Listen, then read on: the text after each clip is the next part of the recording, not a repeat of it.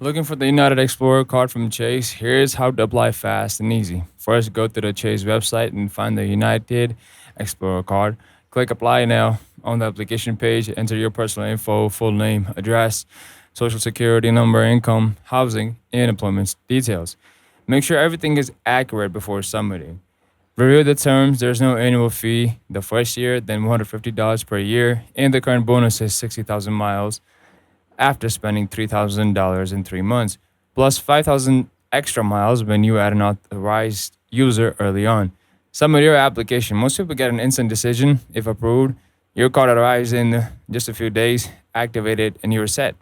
Enjoy top perks like the first fee checked back for you and a companion, priority boarding to United Club one-time passes, up to $400 plus in annual travel credits, and $120 fee reimbursements for global entry or TSA PreCheck. That's it, quick and straightforward. If this helped, drop a like, ask questions in the comments, and subscribe for more no-flop guides.